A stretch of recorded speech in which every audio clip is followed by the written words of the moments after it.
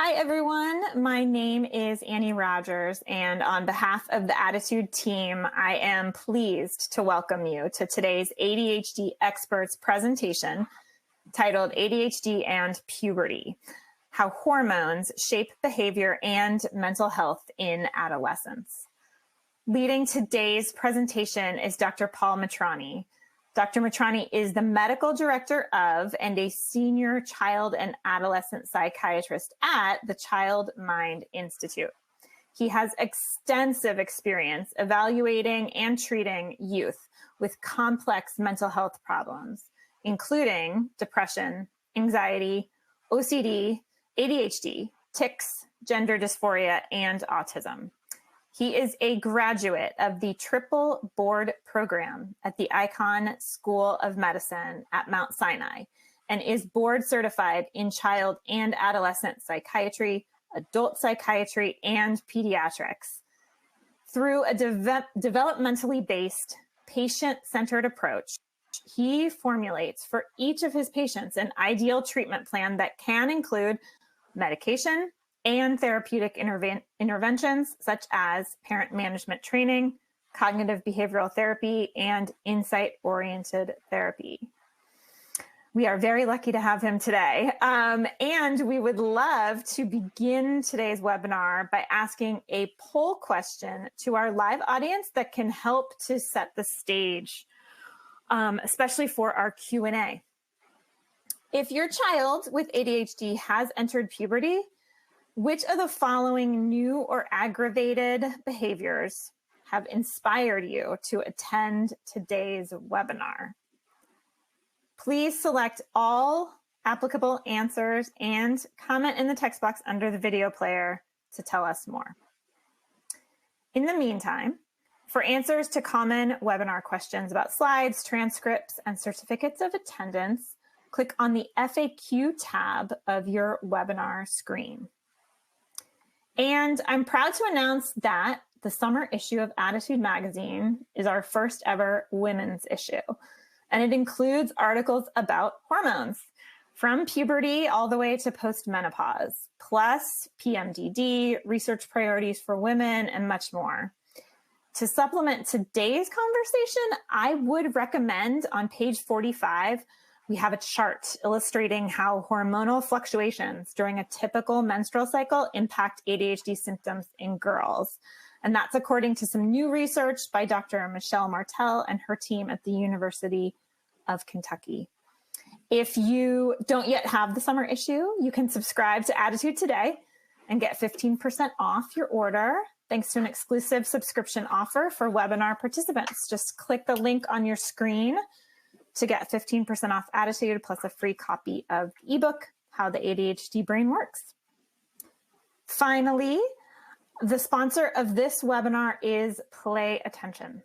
Play Attention, inspired by NASA technology and backed by Tufts University research, strengthens executive function, the brain's self-management system, through personalized cognitive training.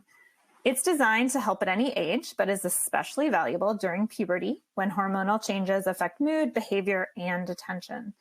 With a personal focus, coach, and AI-driven customization, your teen will develop lifelong skills for focus, self-regulation, and success. Start an online ADHD assessment or schedule a consultation by clicking the links on your screen, or visit www.playattention.com for home and professional programs.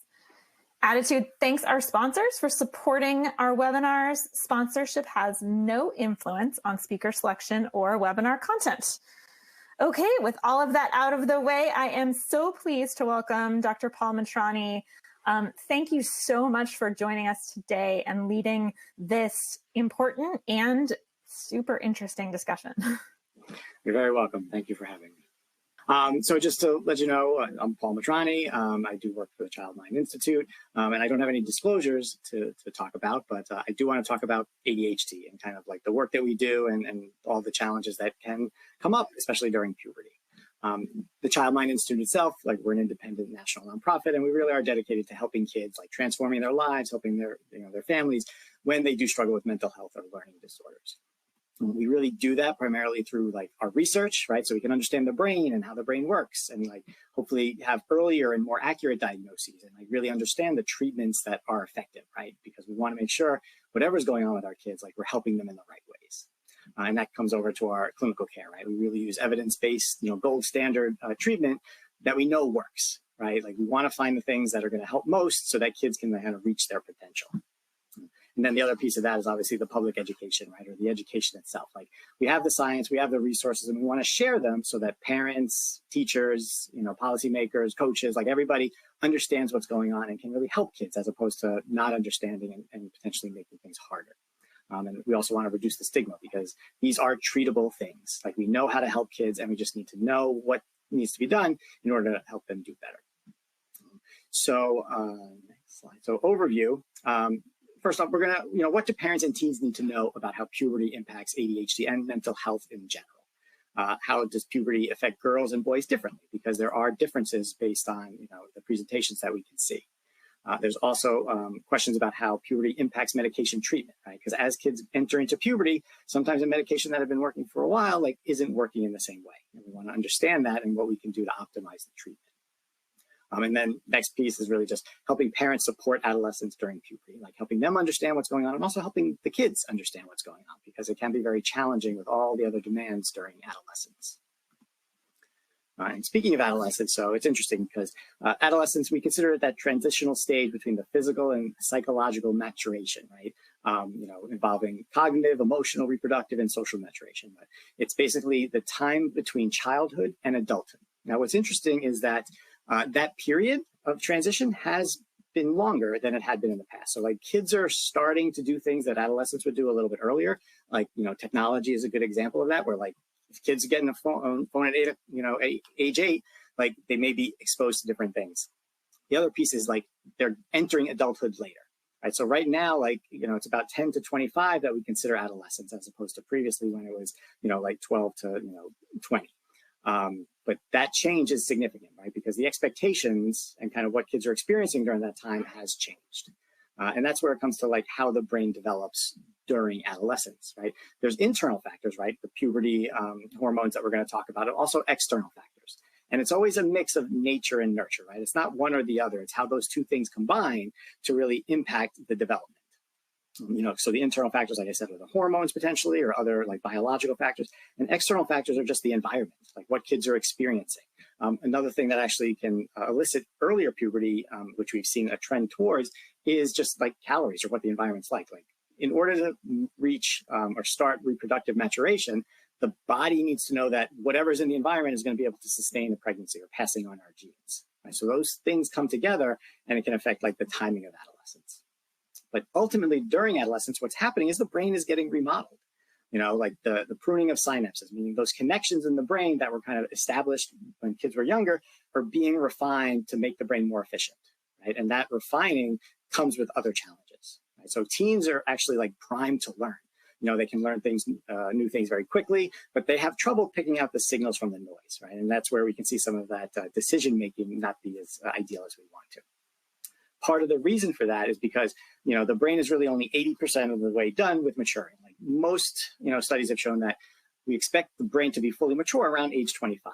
Now that can be a little bit delayed in ADHD because we think of it as a neurodevelopmental delay, meaning that front part of the brain that does a lot of that decision-making just isn't as mature as like same age peers, right? It's not that it won't mature, it's just that's a little bit behind. And that fact makes adolescence also a bit more challenging because the prefrontal cortex, which really directs the judgment, the reasoning, the impulse control, and decision-making, isn't fully online. What usually is more in charge of decision-making at that point is the ventral striatum, right? And that's something that, it's involved in motor control, learning, reward processing, like making decisions, but it doesn't do it looking to the future the way the prefrontal cortex does. Like it really does it based on like what's happening in that moment, like what's going to give me the biggest reward. And it's really not as good as at assessing risk, right? So that's one of the challenges. And as far as these different areas of the brain, like the frontal lobe, the temporal lobe, like they're all maturing during this time. And the connections between those areas is really what can elicit behaviors. Right? And then when we talk about puberty, right? Puberty is the period of physical maturation during adolescence that is really driven by hormones, right? On average, girls start puberty around age 8 and it continues like through age 13. And then boys, it's like 9 to 14. And what happens is those external signals combined with the internal signals turns on the hypothalamic pituitary gonadal axis, right? So a part of the brain, the hypothalamus, gets activated by the signals in the environment that say, okay, let's go through puberty. And then that increases gonadotropin releasing hormone, which then acts on the pituitary gland to kind of increase the synthesis and release of luteinizing hormone and follicle stimulating hormone. Now, these hormones are all involved in puberty, and the LH and the FSH then stimulate the testes or the ovaries to start making the pubertal hormones, the androgens or testosterone, mostly in boys, and then the estrogens and progesterone in ovaries in the girls. Those are the ones that then feed back into the brain and start to have effects on the neural circuits. Now, one of the things I did want to touch on is like how the hormones act on the brain to cause these changes. There's something called like organizational effects. And organizational effects are basically when the hormones are acting on the brain and they organize those circuits to create long-lasting functional and structural changes, right? But those changes are going to kind of be responsible for behaviors as adults, right? You're programming the way the brain is going to work in different situations and with different stimuli. The activational effects that also happen with hormones are basically acting on those programmed pathways to elicit certain behaviors, right? And that's where puberty can be kind of tenuous in the sense that you're reorganizing the brain or remodeling it, and then you're having these activational effects that can vary. Right? And the variation is something that's important because the timing of puberty can affect that, like the amount of hormones that are being produced and how the brain is already set up to act or respond to that stimuli. And experiences during this time is really important. I did just want to touch on the experience expectant brain development. Now that's something where the brain needs something in order to develop properly. And like it happens like during critical periods, right? But that's something like when you're a baby, like you need light in order for your visual cortex to develop. Right? If you don't have light, you're not going to get that development, and then you're not going to be able to do things later. You're not be able to see the right way.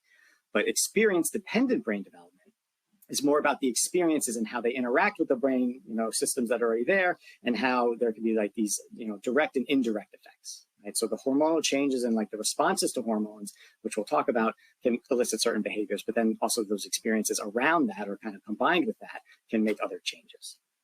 So it's really important to kind of understand the system because it is like a moving target. Like there's so many different things that are going on and it can really affect how kids respond or how they behave when they're adolescents.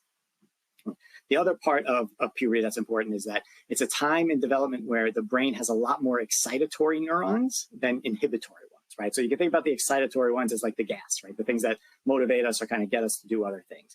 The inhibitory ones are the ones that like slow it down and, kind of put the brakes on. When the brain is going through puberty and this development is happening, the fact that there are more excitatory neurons means that the brain is just primed to learn, right? And it's a really important time, but it's also a very vulnerable time because the things that kids are learning and doing has a way of kind of being cemented and kind of being that foundation that is then going to result in other behaviors as they grow and when they're adults. So that, like I was saying, the timing of puberty is important because it can vary between individuals, right? And those variations and kind of how the brain experiences those hormone changes can cause other problems, right? So it's a complex interaction between the physical changes of puberty and the psychosocial ones, right? And how those psychosocial ones affect people. One of the problems with kids developing earlier or later than their peers is just the expectations, right? So if you go through puberty earlier, you're going to mostly come across people that think you're older than you are, right? And those expectations are going to be really hard. And especially for kids that are more immature or have ADHD, like if they're being treated older than they really are, they're going to have a lot more difficulty navigating those experiences. And those experiences can then be negative and cause other problems like with anxiety or depression. When kids develop later than their peers, they may be treated younger than they are, right? Which has its own problems, right? Like a lot of kids, especially kids that appear younger or shorter than their peers, there's that stress that adds to it. So that combination of like the puberty and the hormone changes and kind of like how they're interacting with the environment or with their peers can lead to different problems. So those deviations in the timing of puberty are also associated with increased risk of mental health problems, like central precocious puberty. That's when puberty really just starts early. Like the signals activate the brain sooner than they're supposed to, and you end up developing quicker. One of the problems with that is that it's associated with increased risk of depression, of anxiety, even eating disorders.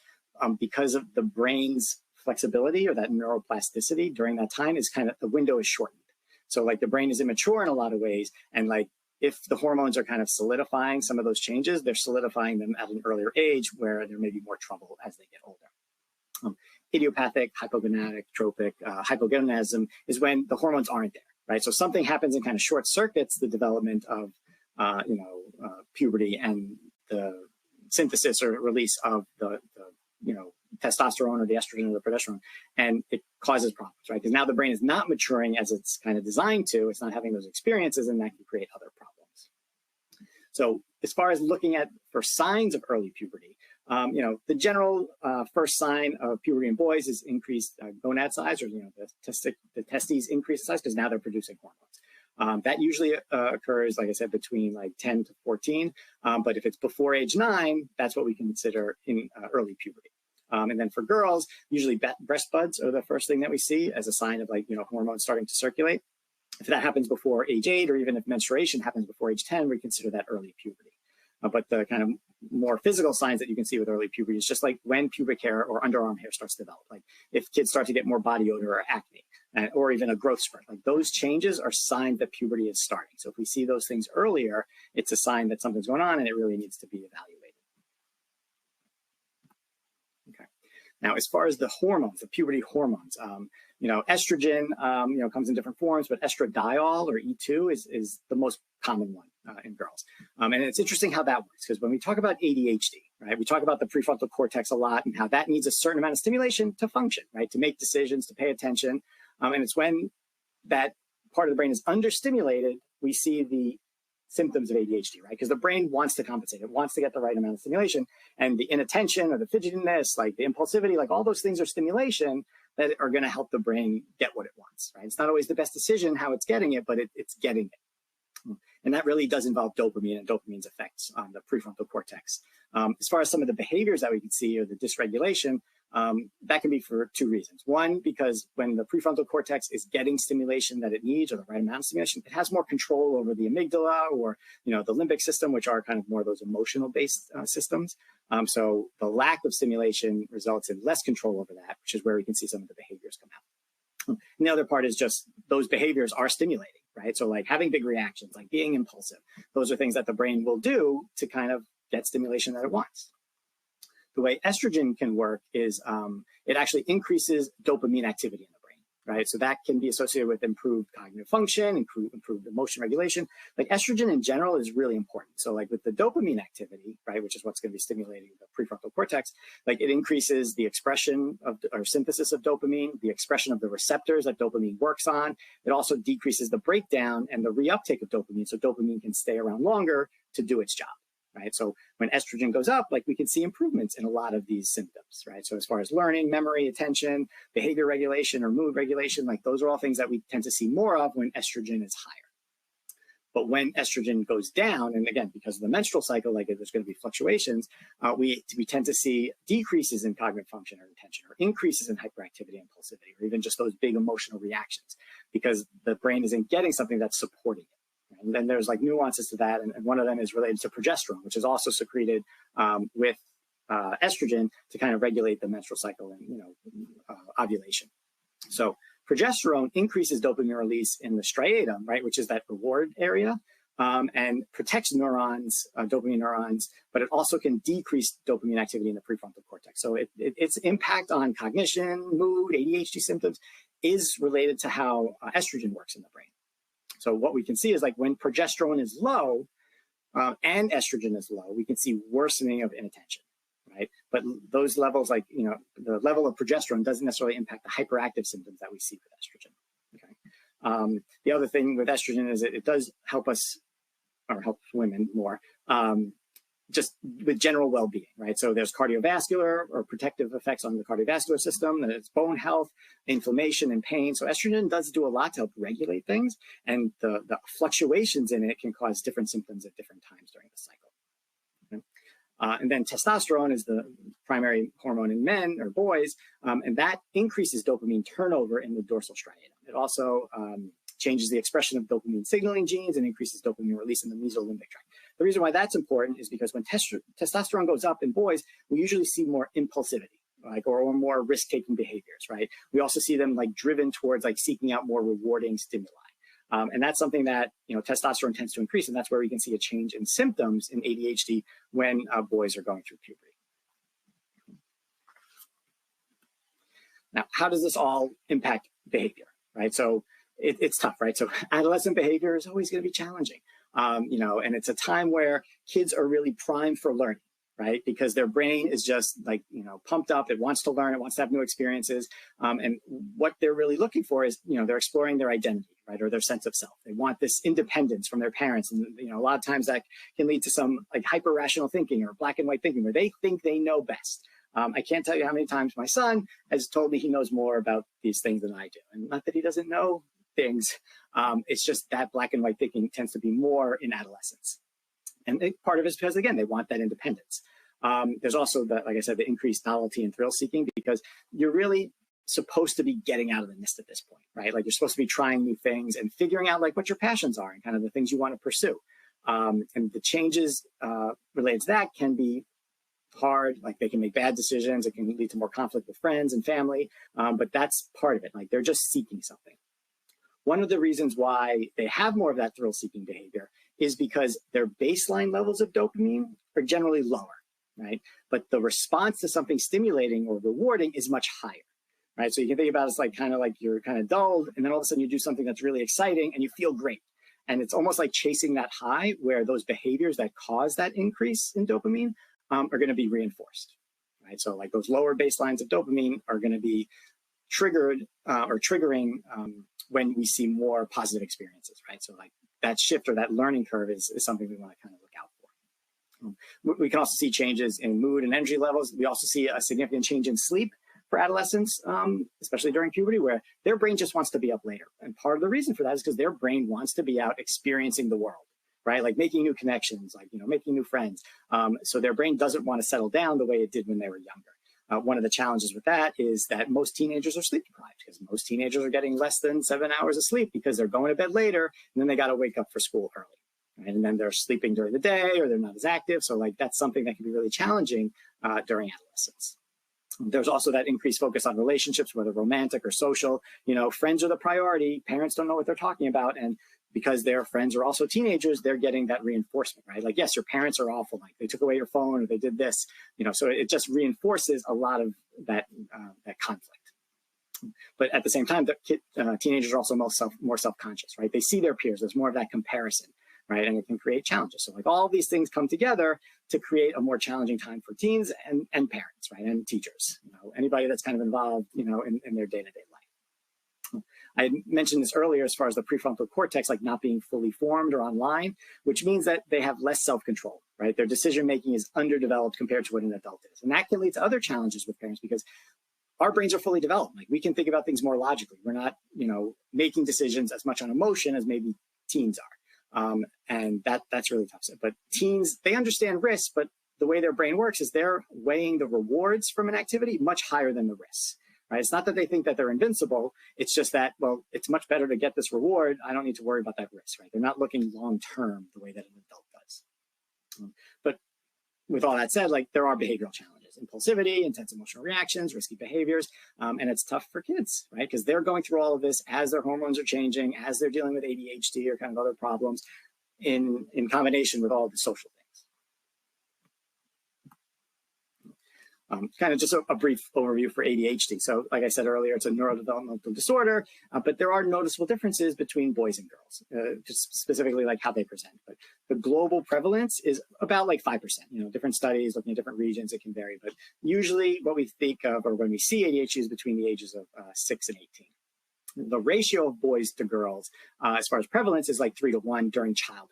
That slowly kind of evens out as kids go through adolescence and then are adults. So like in adults, like the prevalence is more 1 to 1, like boys to girls or women to men. Now, how ADHD presents differently in girls is they tend to have more inattentive symptoms than the hyperactive impulsive ones. It's not that they can't, but just generally how their brains and how their bodies are working, like we tend to see more of the inattention.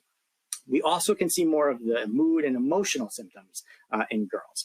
Now, the problem with that is diagnosis. Right? Like, in order to treat something and get the best treatment for it, we need to know what we're treating. So because girls present differently, sometimes they are underdiagnosed or the diagnosis is delayed, or sometimes they're misdiagnosed. So like with those emotional symptoms, sometimes they'll get diagnosed with anxiety and depression where maybe that's not the primary issue. And part of it is because of how girls, when they have changes in their cycle, they can present differently, right? So like sometimes they only meet criteria for ADHD at certain points during their cycle. And at other points in their cycle, they may be more withdrawn or, like kind of shut down, which may think depression or anxiety. So it's really important to kind of think about things, and especially when we're evaluating girls, what's going on and how to help. And the reason why that's really important is because if we don't get the right diagnosis or we're not, helping them the right ways, their treatment is going to be delayed or it's going to be inadequate, right? And we know when we don't treat something early, the outcomes are much worse, both academically and psychosocially for kids. Okay. Now, how ADHD and puberty interact, right? So it's like you're layering on top this normal response, right? So like puberty in the average kid is tough, and then when kids have ADHD as well, like it just adds another layer. So like, puberty itself can be very challenging for adolescents. So when boys go through puberty and they have their testosterone go up, like that's when they can be more impulsive and more, take more risky behaviors. It's something that we want to really look out for because those risky behaviors can have negative outcomes, right? One of the things we talk a lot about is the mortality rates in kids and teenagers is much higher. It's the teens are 3 times more likely to die from or get seriously injured from a preventable cause, right? They're also like a third of the deaths in adolescents are actually related to motor vehicle accidents, right? There's also an increased risk of addiction because again, that thrill seeking and kind of that lack of weighing of risks, can result in behaviors that are dangerous. And with kids with ADHD, we can just see a worsening of that. So we want to be very careful. It's also something with like substance use.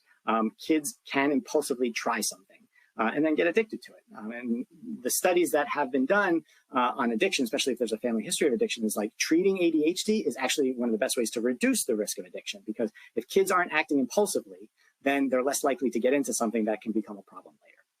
It's also something we see an increased incidence and risk of substance use when kids start earlier, because that's when their brain is learning and kind of building those foundations. And if that's what they're going to be using and continue to use, it's much harder to treat addiction when it starts younger.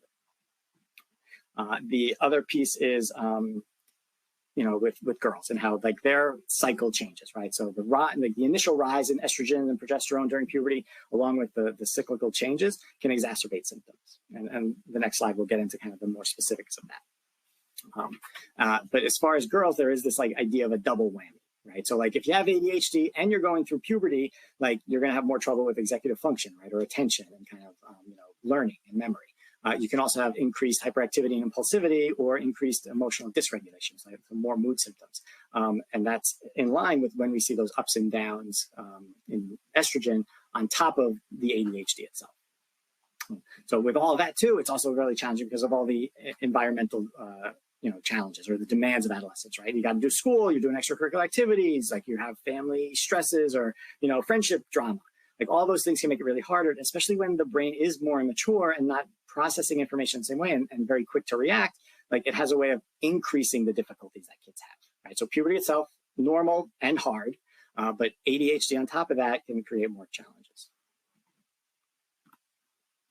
So this is just kind of 2 pictures. The first one is kind of just the normal menstrual cycle, right? So like you can see when estrogen goes up, when it comes down, when progesterone goes up, when it goes down, and kind of the different phases. So like mid-cycle is when, girls ovulate, right? The beginning part or the follicular phase is like when the body is, priming the ovary, to be developed.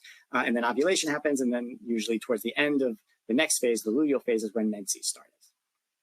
Now, a recent study by Dr. Martell and her group was interesting because they showed the changes in ADHD symptoms in line with when the hormone changes are happening, right? So when estrogen increases, like in preparation for ovulation, that coincides with a decrease in inattentive symptoms and hyperactive or impulsive symptoms. And then, when E is low, so when it drops, you tend to see a rise in the inattention symptoms or the hyperactive symptoms. It's also important to note that even though E is higher, like post-ovulation or during that luteal phase, the benefits of estrogen on the inattention and hyperactive symptoms are reduced, and that's because of that effect of progesterone, right? So you can see where that red peak is. Estrogen is still high or higher than baseline, but we tend to see kind of an evening out of the inattention and hyperactive symptoms. We don't see improvement, right? The way we see the drop right before ovulation with the inattention and hyperactive symptoms. And that's because even though estrogen is higher, the progesterone is kind of blocking the positive effects of estrogen.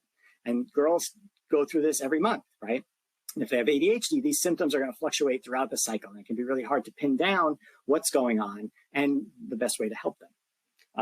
There are also some studies that have shown that girls respond better to stimulants like right before ovulation. And again, that's when estrogen is higher, right? Estrogen primes the brain and the dopamine parts of the brain to kind of work better, right? So that's why we can see this fluctuating response to medications at different times during the cycle. Right. But then we kind of move on to just ADHD treatment and puberty, right? So I'm not going to review this at length, but pharmacotherapy or medication is the first line for treatment for ADHD. It's really hard for kids to learn school skills and use skills when their brain is just really distracted, right? Or when they are really impulsive or kind of emotional. There are different types of stimulants, right? The methylphenidate ones, or most people know Ritalin, or the amphetamines. Most people know Adderall. Those come in long and short-acting forms. Then there's the non-stimulants, right? So ATX is atomoxetine or Strattera. And then there's the alpha agonists. Now, Strattera is sometimes used because only like 25 to 30% of kids with ADHD have like an optimal or the best response to stimulants, right? Sometimes the side effects are bad, or they can't tolerate it. It's just not providing the right treatment. So sometimes we use Strattera to kind of help. And Strattera is nice because it can be in the system the whole day. So if you do see benefit from it, it's more even. Whereas the alpha agonists don't really help with attention symptoms. They help more with behavioral symptoms. But sometimes we use them because kids are having trouble sleeping, or their mornings are really hard before the stimulant starts working, or the evenings are hard after the stimulant stops working. So there's different combinations or different treatment options, but we're always trying to find the best options for each kid. Right? And part of what we need to know is when things are hard and like when we need to address them. So that's where we may need medication adjustments, like as symptoms increase over the course of time. And sometimes they increase because the demands are more, right? Sometimes kids are growing, and like the stimulants particularly are kind of weight-based, right? So if you're bigger, the same dose that helped you before may not be helping enough. And then there's all these changes with puberty and other factors that can kind of make the medication not work as well. It's not that they don't work, right? It's just they're not working well enough based on what the system looks like. Now, the hormonal changes can affect the efficacy of medication, right? And that's another reason why we sometimes have to make adjustments. So when estrogen is high and progesterone is low, it primes the brain to respond better to stimulants, right? Because it's getting all that dopamine activity going. And so adding a stimulant just adds to that benefit, right? And that's something that's been shown particularly beneficial for amphetamines. And so there's also studies looking at when girls have those fluctuations in symptoms, like specifically when estrogen is lower, increased doses of stimulants can actually help manage those symptoms better without increasing the side effects. Another interesting thing related to girls versus boys is that girls report a stronger effect from methylphenidate, like the short-acting form, earlier in the day, but it wears off much sooner. And there's still research being done on that, but part of the thought is like that's just because even during the day, the amount of estrogen can fluctuate. Right? So if girls have a higher level of estrogen earlier in the day and then it drops off, like that benefit that they get from the combination of the estrogen and the stimulant kind of wanes. It also suggests that girls would just be better on a long-acting form. There's also studies that show girls actually show more improvement with symptom severity, the symptoms of hyperactivity, impulsivity, emotion regulation on atomoxetine or Strattera compared to boys. And again, it's possibly because it's more even in their system and it's not fighting the ups and downs of the changes in hormones. When there are significant challenges with hormones and like changing the medication or the timing of the medications isn't helpful enough, it is possible for girls to get like hormone stabilization, whether it's birth control or different things that modulate the hormonal cycle to help with that, right? And like premenstrual ADHD symptoms is usually what people are looking at. Okay. And then as far as the puberty and mental health, so like, unfortunately, like puberty is something that is going to cause more difficulty, right? So 75% of young adults with a psychiatric disorder had a diagnosis when they were younger. And we just want to keep track of that, right? And like, keep that in mind when kids are going through puberty, because the drama, the expectations, the pressures, of adolescence can also increase anxiety, depression. And we do see that as kids go through puberty, there is more depression, anxiety, panic disorder, eating disorders, particularly in girls more than boys, but there's more substance abuse and psychosis as just something else that develops later in boys compared to girls. And the hormone changes, like I mentioned before, are just kind of going to exacerbate this, right? But then come into like the parenting challenges, right? So parents and kids like struggle to navigate this complex, interplay, right? The hormones, the behaviors, school, like the demands, and understanding is really key to helping kids and parents kind of manage this, right? It's a tough time. And one of the things we really try to emphasize is like open communication, right? Because we can't help kids if we don't know what they're experiencing. Like it's important to get observations, like from teachers, coaches, other people, but we need to communicate well with our kids because we need to know what they're experiencing. And that's why some kids will start refusing to take their medication, their stimulants for ADHD when they're adolescents because they feel like it's dulling them too much, right? And that's a possibility, and that's something we want to address. Like that dulling has been shown to be less with like dexamphetamines or kind of like dexedrine compared to other medications, but it really depends on what kids are experiencing and why they're experiencing it. Like I always talk about it as like a car where like if you're treating with a stimulant, the brakes are working better, but you're taking your foot off the gas. And a lot of kids will experience like the foot coming off the gas is just you're not even moving at all, right? And you just don't feel like yourself, you don't like it. And that's when kids will kind of refuse to take it. So the communication is important. Also making clear expectations, right? Like knowing what we expect of kids. Like they're always going to prioritize like social things more than like academic things for most kids. But we want to make sure like school is important. Like we're setting limits and privileges. Like, all right, well, if you're failing this class and you have work to do, like you can't go hang out with your friends on the weekend until it's done.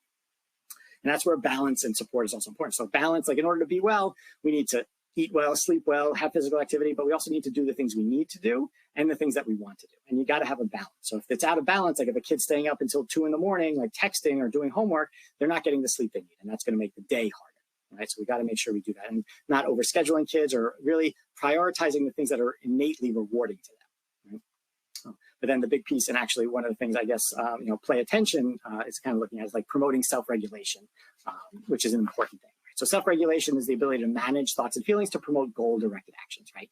Unfortunately, self-regulation is really out of balance during adolescence. And I'm sure a lot of people know about like delayed gratification or kind of the studies that have been done with kids that can delay gratification. They just tend to have better outcomes overall, right? But it's also them not seeking the stimulating behavior as much. They have more control over it. And that also plays into just emotion regulation, right? So these emotions are going to come. Like emotions function to communicate feelings and motivate behaviors. There also can be really intense and create strong urges to act. And what we want to try to help kids do is, to ride the wave, right? So you can't stop the wave from coming, but you can learn how to surf, right? So like helping them understand and choose better behaviors as much as we can. And that's a combination of multiple things, like giving them the right skills, the right supports, making sure their medication is right. But when there's more emotion regulation and self-regulation, kids do better. Outcomes are just generally better as far as like academic outcomes, social outcomes, like personal, rewarding experiences. But emotion regulation, self-regulation is a skill. Like it can be learned, but they need the right instruction, right? And that's why like one of the goals for education in general should be, the development of these self-regulatory skills, right? And creation of opportunities for them to do things that they enjoy and learn from them and not have kind of a negative impact. Another important strategy for parents to know is like just validation. Right? Kids feel things really intensely. And when we validate those feelings, we're demonstrating the empathy and understanding that their thoughts and feelings are part of their experience, right? It's real, it's meaningful. You can't tell them not to feel it. And a lot of times parents want to rush in to kind of solve the problem. That's generally not what adolescents want. They want to have you hear what they're saying and have you understand their feelings. And that's why validation really involves like listening with interest, right? Reflecting back, like, oh, what I hear you saying is like, you're really hurt when your friend did this to you. Right, as opposed to like being like, well, why were you hurt? Or like, well, maybe they did it because of this reason. Like, we're not trying to, logically change their perspective. We're really just trying to validate the feeling and understanding them and connecting with them. And that's where you can see a really positive response from teens when they're really dysregulated, right? Understanding their feelings and acknowledging it and just letting them feel it, right? Then when things are calm or when there's other things that other times when you can intervene, like you can say, oh, well, how could you have handled that differently, right? But in those big emotional instances, like you're not going to register with them. But anyway, there's a lot of things that are hard, and like just having therapy and reaching out when there are challenges is really important. Right. So just in summary, right? Adolescence is this transitional stage, right? Like physical and psychological development, and puberty layered on top of that can make it really challenging for teens, for parents, because of all of the different things that they're managing, right? And the fact that hormones are changing during this time and it's directing and kind of acting on these neural circuits can create more difficulty, especially in kids that have ADHD, right? Because they're already having maybe some trouble with attention or impulsivity or, like the emotion regulation. And we know that when puberty starts, we can see a worsening of those problems. And then the hormones that actually change during puberty can alter symptoms of ADHD and the responses to treatment, right? So generally speaking, testosterone can increase hyperactivity and impulsivity and those risk-taking behaviors. Estrogen, when it's high, can help with attention and emotional regulation and hyperactivity. But when it's low, like during that point in the cycle, we can see worsening symptoms, right? And that up and down can be really hard for girls to manage. We also know that puberty is associated with increased risk of other mental health disorders, right? So more so in females, right? Like increased depression, anxiety, panic disorder, and eating disorders. Like again, those things happen in males, but we tend to see more of it in girls, right? And they're also experiencing different things through puberty, as far as like body image and, how other girls can be mean to them. And then, increased substance use and kind of impulsive behaviors or psychosis in boys. But anyway, kids struggle, parents struggle, and we just want to make sure we're hearing what they're experiencing, we're understanding it, and we're making the right interventions so that they can do well. Right? And that's where it's always important. If you do notice any changes in your kids related to their symptoms or just behavior, just in general or during puberty, it's really important to consult with somebody who can give you the right guidance and the right information. Okay. Here are just some resources for, from us, the Child Mind Institute, as far as attention problems, differences between different ages and treatment options. And these are brains about the adolescent brain, which I always think are very good to understand. Like, understanding is always the first step, right? Awareness, and then you can act. And then we have more information on brain development, treatment options, and co-occurring disorders at childmind.org. These are just some references, which I was told you'll have access to the slides. And then our care. So again, our expertise includes ADHD and behavior disorders, anxiety, autism, mood disorders, and obviously, psychiatric management with medication. Our Learning and Development Center can also help with executive function skills or, learning, reading remediation and testing to really understand like how our kids' brains work. So I encourage you to kind of look into our resources, and I want to move on so that we can get to questions. Wonderful. Dr. Mitrani, thank you so much. This was an incredibly informative presentation, and we have some great questions. Before we start the Q&A, I would like to thank Play Attention once more for sponsoring today's webinar. And I also would like to circle back to the poll question that we asked at the outset to get a sense of what perhaps new or exacerbated behaviors inspired people to attend today's session. And I will just touch on the top 5 because these really were much more prevalent. Number 1 was emotional dysregulation with a bullet. It accounted for about 13% of the answers. And then we saw an increase in anxiety at about 11%, and pretty neck and neck was that with that was worsening defiance and argumentativeness.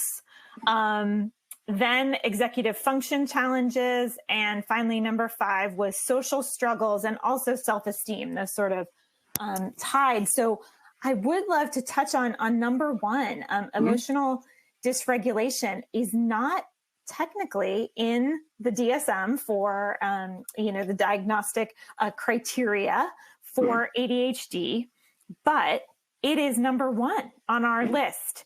How can parents tell if that emotional dysregulation is sort of is a sign of ADHD worsening, or is it just puberty? And maybe you could touch on the link with emotional dysregulation and ADHD. Sort of what we know would be very helpful. Yes. So the first thing I always ask about when there is more emotional dysregulation, and it's a question of is this depression, anxiety, or ADHD, is just the context that it's happening, right? So a lot of times kids are perfectly fine when they can do whatever they want, right? So when there is that emotional dysregulation, if it's like with a transition, especially if the transition is from a preferred activity to a non-preferred activity, that can be ADHD, right? Because when the brain is getting what it wants, like it doesn't want to go to something it doesn't want. And then when we think more about depression or anxiety, it tends to be more consistent or persistent throughout the day. So if you do see that transition as being difficult, that's one of the reasons why you would want to think about ADHD. Now, again, that's also challenging, right? Because when kids go to school, they're putting in all that effort at school, they come home. Most people, after they come home from working, they want to relax. So that can be another area that's really hard, especially if kids are not medicated in the afternoon or they don't have something to kind of even out those changes. With puberty, we can see an intensification of that, right? So now all of a sudden, it's not about playing video games or being on your screen when you come home from work. It's like you want to go hang out with your friends, and like, oh, I don't want to come home and do schoolwork.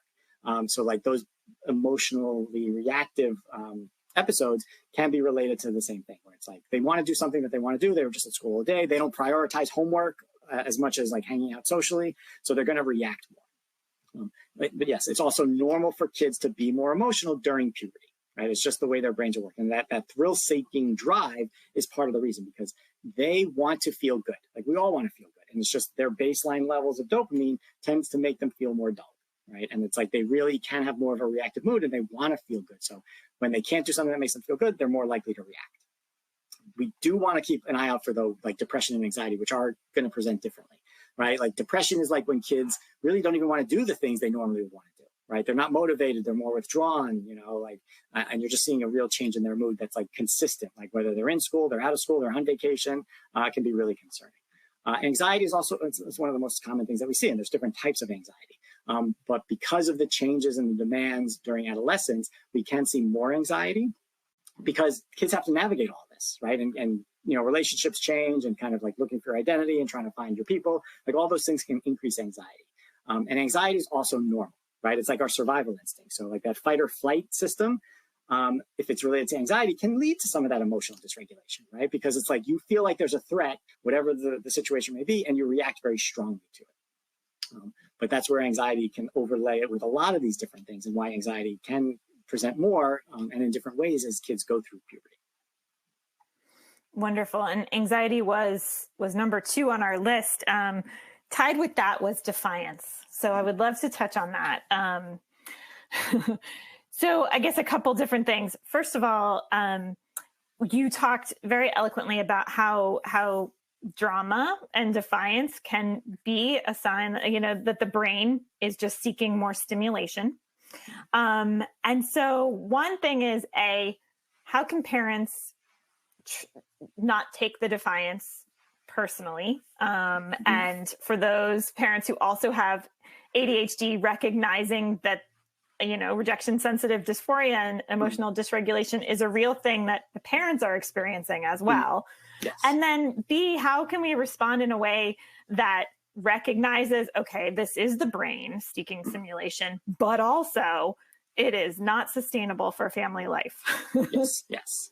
No, again, all of that is really challenging. And just in regards to, rejection sensitive dysphoria, or even like, pathologic demand avoidance, like those aren't like official diagnoses, but they are symptoms, right? They're a constellation of symptoms. And really, when we see those things, we want to understand what they're coming from. Like, are they coming from anxiety? Are they coming from ADHD? Are they coming from just some drama with friends, that is causing more of these emotional reactions? But like the avoidance of demands is also the way our brains work. Like going back to the anxiety, right? Like if our brain is uncomfortable, right? So I talk about anxiety very generally, but like basically this feeling of discomfort or something is not right, or you don't know what to expect. It triggers that anxiety system, which then causes a reaction. The behavior we typically see is avoidance or control. And that's where we can see more of that defiance with kids, right? Because they want to be in control. Parents don't know what they're talking about. I know what's best. And that can create more of that defiance. And again, the question is then, is it coming from anxiety? Is it coming from ADHD? Is it coming from something else? But the way we try to help them is just that communication piece, right? And validating their feelings and trying to connect with them so that they can slow down a little bit, right? Because with puberty and with ADHD, the reactions are much quicker.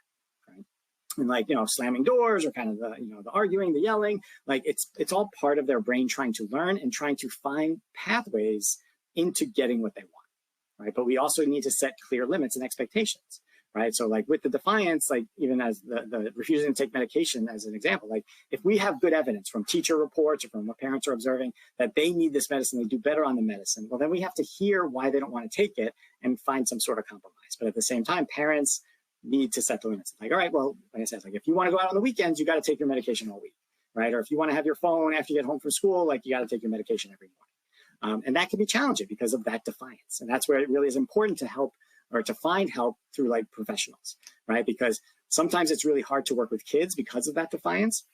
And the work needs to be done with parents, right? So that you can set better limits and you can set better expectations and follow through with them, because our brains all work the same. Like when we're stressed, we want to do whatever we can to decrease the stress. So if our kids are having a tantrum or kind of being like really explosive, sometimes we give in, right? Because we don't like that feeling. And our brain is telling us, well, if you give in, you're not going to feel that way. And we don't want to do that, right? Because it's not helping us, it's not helping them, but it's challenging, right? And there's no like one solution that fits everybody. It's really just understanding this situation, or the patterns, I should say, that are resulting in those behaviors, and then intervening in a way that kind of changes them. Mm-hmm. Yes. And, I don't think I need to tell anyone here that this increase in impulsivity and risk taking is absolutely terrifying at a time when your child is seeking independence, seeking a driver's license, has access to perhaps substances. It is a minefield. And it's absolutely, it's absolutely terrifying. And so I guess the question is about boundary setting, and then the how to enforce the consequences that you establish with your teenager when that teenager can get up and literally drive away. Yeah. Well, yeah, I mean, that is always a hard conversation, right? Especially when it gets to the point of like aggression, or just like not being able to contain them in the environment, because you don't know what to do. And like I said, there is no one way. It's just like, what can you do best in that situation? When kids are escalated, right, or kind of really dysregulated, like the first priority is always safety, right? So like, if you can give them space and it's safe to give them space, you try to do that, right? Because all of us, parents included, like we don't make the best decisions when we're heightened, right? Like when we're feeling big emotions, and it's just adolescents, they feel those emotions much more stronger, right? And they have less control over controlling the reactions. So if we can try to de-escalate and calm things down, and even just say like, all right, I can't talk about this right now. Like I'm going to come back and talk to you in like 10 minutes, right? Or I can't talk about this right now. When you're feeling better and you want to talk to me about it, please come. And again, that's not always going to work, but like, we don't want to escalate things with our interactions with them. Right. So like, wrestling over the phone is usually not going to make things better. Right. And that's where like really professional help is the most important. Right. Like even like when we talk about like mindfulness techniques or, some of the DBT skills, having a good approach and being mindful of what's going on in that moment can be really helpful. And that's where the validation it can be really strong with kids. Right. Understanding how they're feeling, acknowledging it, not arguing with them about it, and then just trying to help them calm things down.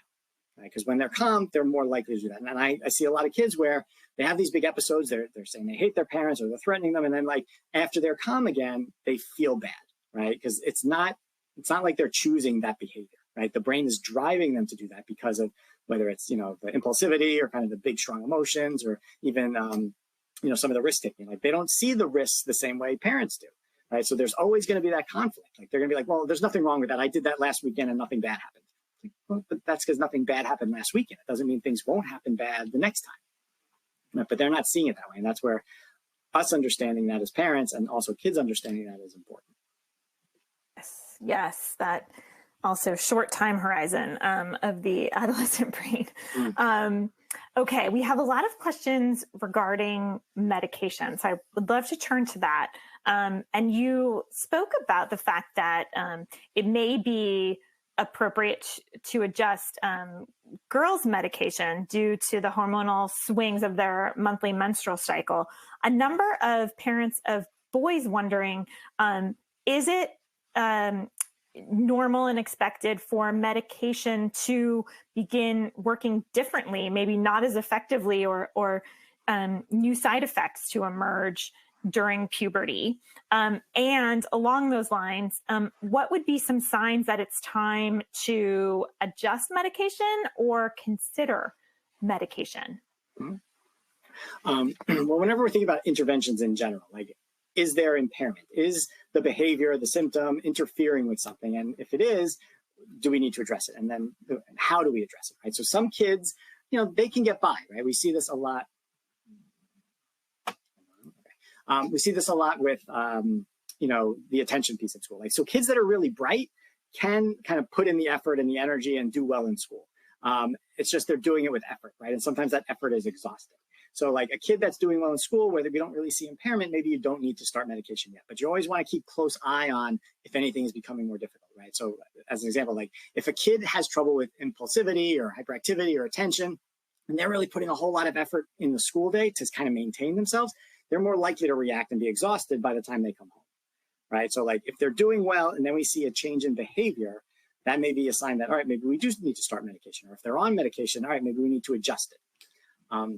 As far as the role of testosterone in the effects of medication treatment on boys, like there's not a lot of evidence or studies to kind of look at that. We do know that the increase in testosterone will increase impulsivity and those risk-taking behaviors. Like as kids go through puberty, sometimes the hyperactivity gets better, but it's always a mix. So there's no studies that I'm aware of right now that say just because you're going through puberty, you need to make adjustments, right? And that's the general rule of thumb. Like we only make adjustments if we're seeing a problem worsen, right? Or a new problem presents, and then we're trying to focus on what's the best intervention or the best medication to treat that problem.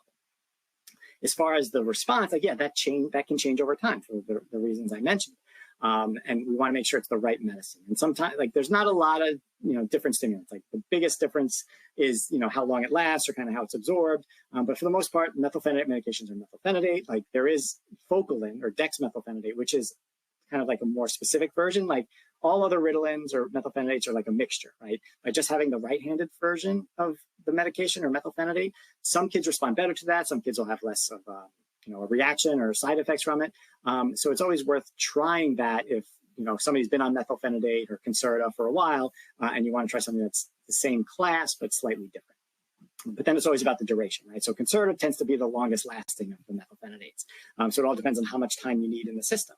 And then we also want to consider side effects, right? So like Concerta, if it is effective and lasting longer, well, that may mean a kid is not eating for longer during the day, right? And then there may be more of a crash at the end of the day because they didn't eat all day. So it's a moving target in the sense that you're trying to figure out what the problems are and the best way to address them. And then, if you're on like a methylphenidate medication that's not working well enough, you can consider switching to the amphetamines, which tend to be more powerful as far as how they stimulate the brain, because both methylphenidate and amphetamines help like recycle or reuse the natural stimulation or dopamine that's floating around in the brain better, whereas amphetamines actually increase the release, right? So it's kind of like effective in a more powerful way, and that may be a reason to change, right? Like if you're seeing a loss of the effect with a methylphenidate and you need to try something that works better. And then there's the non-stimulants, like so atomoxetine and Qelbree is a newer medicine that's very similar, but those are things you can consider too if you're not getting the optimal response from stimulants themselves. I don't think I've heard that differentiation between the methylphenidate and amphetamine described in quite that way, and it makes so much sense. Thank you. That was really clarifying. One more question along these lines. A number of people saying in the chat here who are saying, I thought medication was really only to help with school time. And if my kid's doing okay, should I consider it? I wonder if you could touch briefly on some of the preventative benefits of medication and a little bit about what we know about preventing the risk for things like car accidents and even self-harm and risky behaviors. I think it's important for parents to hear about that. Yes. Well, yeah. And again, that's like taking that step back, right? Like looking at like their well-being in general, not just like how well they're doing in school. I've actually had some teenagers that have been like, yeah, I'm definitely taking my medicine like when I'm driving. Right, because they realize kind of what's going on. That's why the communication is also important. Like understanding what they're experiencing because of the ADHD, because of the the medication, and just giving them the tools that they need. I typically recommend giving the medication if there's something it helps with. Right, so weekends, school breaks, or summers. Like if they don't need it to do well, then they don't need to take it. Right, and it's not bad to not take it. It's not bad to take it every day as long as they're tolerating it okay and you're seeing some benefit. But, as far as that regulation piece, so that would be a symptom, right? And if that's causing interference in their function, then you may want to give it to them, especially if they are an adolescent. They are out on their own more, right? And you want them to kind of make better decisions. So if you see that benefit, I typically recommend that you continue to give it, especially if they're tolerating it well. The bigger challenge with that is the timing, right? So as kids get older, like, teens, they tend to go out more later, right? And that's always hard because the stimulants, especially the long-acting ones that we use mostly in school, like they're going to be out of their system. And then if they take a booster or not, like it's only going to last a certain amount of time. So there's always going to be, with stimulants at least, this period of lack of coverage, right? And when there's lack of coverage, you're going to have those symptoms, the impulsivity, the inattention, the decision-making problems, the big reactions. And that can be challenging. But that's where medications like, guanfacine or clonidine come in, or even, atomoxetine. Like they can cover the whole day better. And if they do, as far as the impulsivity with the alpha agonists or the guanfacine, like that can be helpful, right? So they're not so impulsive, so that maybe they're slowing down a bit. It doesn't help with attention, right, the alpha agonists, but they can help with the impulsivity and the behaviors and help things be calmer. And specifically, those medications work on the sympathetic nervous system, which is that fight or flight system, right? So some of that impulsivity or the hyperactivity can come from that system being activated. And if they're in a stressful situation, that's the system that gets activated, and that's the system that can trigger that fight or flight response. And unfortunately, with boys and testosterone, it tends to be more of that fight response. So that type of medication may be helpful to kind of even things out throughout the entire day. This is so illuminating. Thank you so much. I'm really learning so much, Dr. Mitrani, and I am sad to report that we have run out of time, but thank you so much for this presentation and for your incredibly thoughtful answers to our community's questions. We really appreciate you. I'm very happy to be here. You're very welcome. And thank you to everyone listening today. I do want to stress that the slides and the recording will be available a few hours after the live webinar. You also can access the event resources on ADDitudeMag.com by searching for podcast 558. And if you're listening in replay mode, you can just simply click on the event description.